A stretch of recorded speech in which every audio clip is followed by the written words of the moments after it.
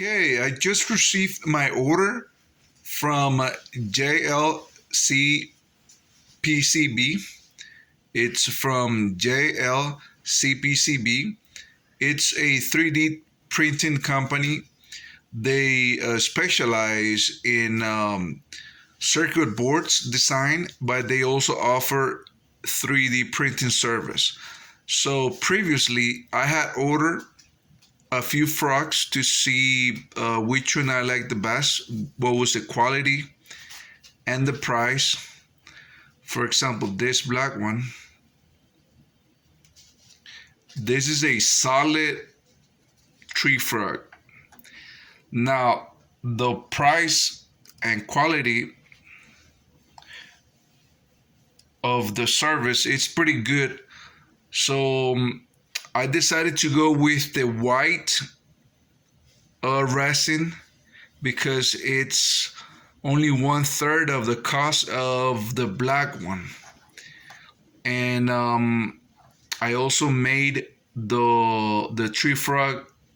I made it hollow, so it's not a solid object. For example, this tree frog is a solid black resin, and it's 12.12 gram. You see, it's solid. Now, the ones that I order are white resin, and also it's hollow. It's not solid, and I made those holes so the resin could drain. So the weight of this frogs, it's only about 7 grams, 7.8 grams.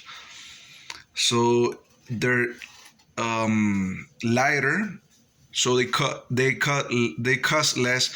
It only cost me about 52 cents. Look, a 52 cent for that design with the 9000R resin, which is a white resin, very strong resin. And only build time is only 48 hours. So I ordered about 40 of them from JLCPCB. I ordered about 40 of them because I'll be using this as a test sample to electroplate, to do electroless nickel, to do chrome paint, to do many things. So they're gonna be my test sample as well. Usually I use